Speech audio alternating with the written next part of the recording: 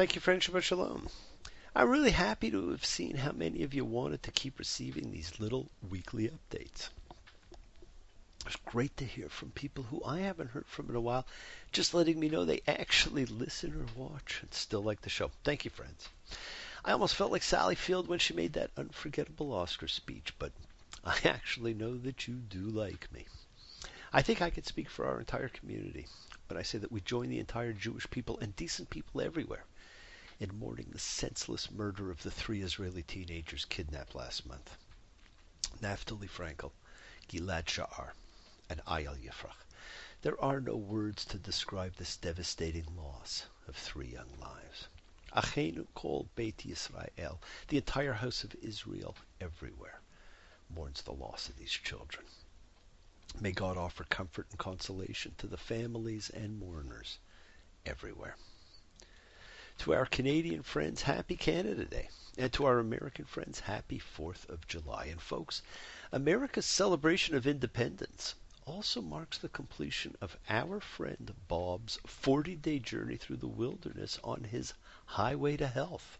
It was a great and powerful journey, and Bob, although these are the journeys we must take by ourselves, we were with you every step of the way. Congratulations, Bob. Never one to be kept down or take his time. Bob did a year a day and now has to get ready for a simcha in September. And for those who didn't know, and a reminder to those who did, the word simcha is a Hebrew word which means gladness. All the best, Bob. We wish you all the gladness possible. And as the great Ray Davies of the Kinks sang, come dancing, come on sister, have yourself a ball. Don't be afraid to come dancing. It's only natural. And you and Cindy, please have a dance for me under that harvest moon. And tell your friend Steve that his backup musician was pretty good. Friends, this week's Parsha is fascinating. Simply fascinating. I'd venture to say that it is truly the only episode of its kind in the entire Tanakh. And the only other episode which may even come remotely close was in the beginning. There you go, man. Keep as cool as you can. Face piles and piles of trials with smiles during that most famous enticement of Eve by the serpentine creature. This, my friends, is the comic relief of the Torah, and it is so necessary. Our lives are filled with drama, tragedy, romance, adventure, but above all, often the moments we cherish and remember the most are the ones filled with humor. We recognize the importance of humor in life and in the people we call our friends. And so how can the book of how we govern our lives contain none? It can't. And by interjecting a parsha of humor, a greater sense of humanity is imparted to the Torah. There are many who believe there should be no humor in the Bible. They feel that humor is contrary to the dignity of the book. Humor is part of our life. And it may be that perhaps it's not that they value the Bible too much, but that they value humor too little. But this is special comedy, friends. This is the comedy of Aristophanes and Shakespeare, full of irony and lessons. Something familiar, something peculiar, something for everyone. A comedy tonight. This, my friends, is balak. And one of the things I want you to look at is the language. And look at the words in this parsha, friends. They are so essential here. And I think too many of the translations fall flat in capturing the essence of this parsha. I'm not asking you to learn biblical Hebrew. It is probably the hardest thing I've ever studied. But I want you to understand how important the words we use are, and how they change the meaning, and how they convey meaning, and how they can be used. Balak is a Moabite king who sends for Balaam, a diviner, a seer, who was brought in to curse the Israelites. He was a gunslinger of spells. Now Balaam happens to be the earliest person mentioned in the Bible who has also been found in an archaeological source, and that excites people because it gives credence to the stories and the characters. But this episode was so consternating to our sages that they deemed it one of the 10 items preordained at creation. This, my friends, is the tale of the talking donkey. The Hebrew word for donkey is athon, which is also the meaning of the word ass, which is another way of saying donkey, but with a slightly different inference. Friends, when I think of a talking donkey, I think of Eddie Murphy in Shrek. And somehow donkey doesn't quite convey the meaning or nuance that the slang we all know conveys. This is the story of a talking ass.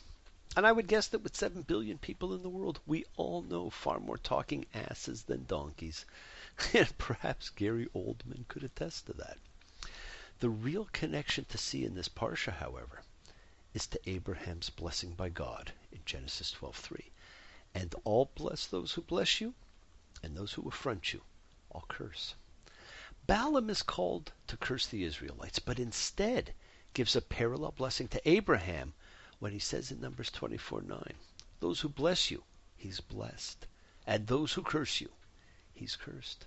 And friends, this is not the only parallel to Abraham which you'll notice. There was also the transportation, the angelic encounter, the fear of being killed while Sarah lives, all woven through this comic tale. Old situations, new complications, nothing portentous or polite. Tragedy tomorrow, comedy tonight. The setup for Balak to want Balaam to come and curse the Israelites is also a parallel to the wording used describing Israel in Egypt. Words like numerous, phrases like covering the eye of the land, so that Moab, that is Balak, felt a disgust. Friends, these are the same words and terms used to describe the locust plague. And it's based on Balak's perception, a very interesting concept for humans, perception. We take the very existence of someone who is different or strong as a threat. Balak tells Balaam to go and execrate it for me. He doesn't say them, he says it, the swarm that covers the eye of the land, a dehumanizing expression. And what happens? God tells Balaam not to go. And Balaam tells Balak's agents that he won't go for a house full of silver and gold because I wouldn't be able to go against the mouth of Adonai, my God. You see, friends, God wasn't just our God, even though that is what Adonai means. He wasn't just the God of the Israelites. Many people believed in him. The Torah begins with the story of the connection between God and all the earth. And this is a reminder that God speaks to many. We believe in inclusivity, and you'll notice from my webpage that this is very important. Friends, the Torah emphasized inclusivity also. One law for alien and native, and the entry to the tribe was not conversion, as it is now, but Passover. And here we have God talking to a non-Hebrew, which still puzzles many and upsets many. You see, unfortunately, tradition paints a slightly different picture. Our sages also perceived things. And tradition perceives Balaam as a wicked, greedy, cast any spell for a buck kind of guy who hates the Israelites and loves the wealth which Balak promised him.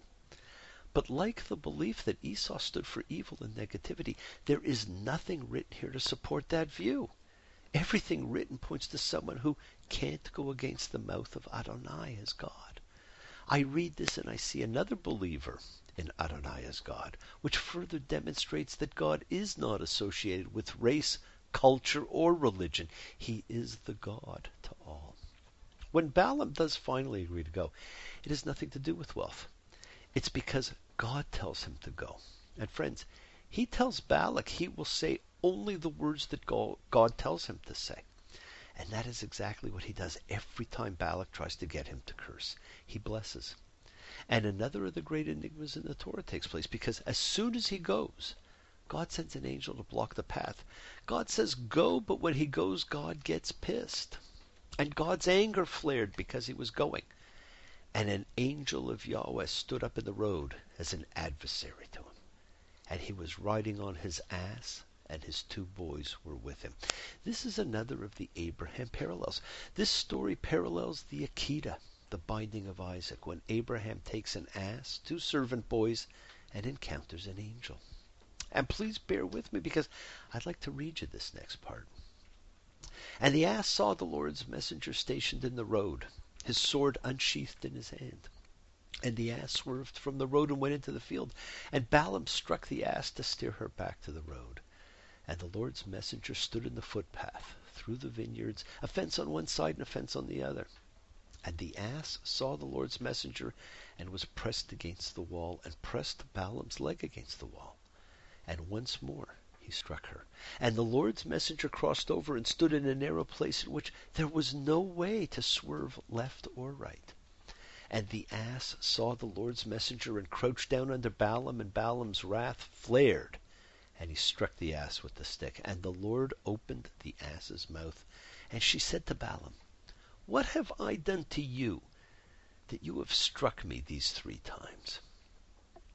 This, my friends, is what the rabbis determined was preordained at creation: a talking animal. God then uncovers Balaam's eyes, and so Balaam now sees the angel.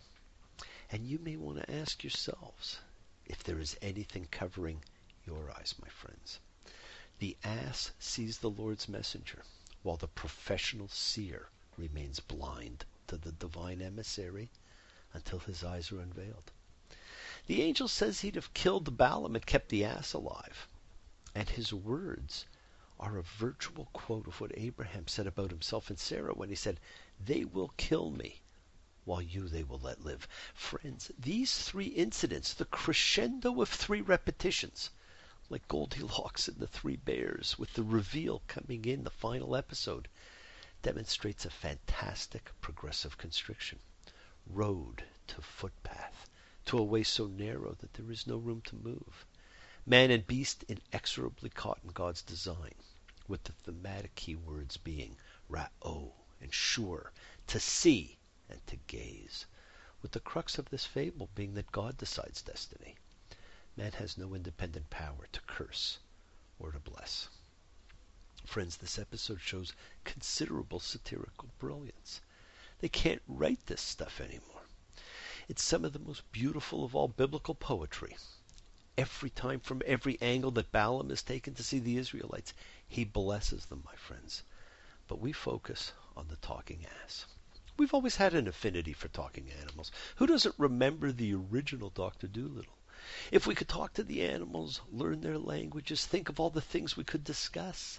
If we could walk with the animals, talk with the animals, grunt and squeak and squawk with the animals, and they could squeak and squawk and speak and talk to us.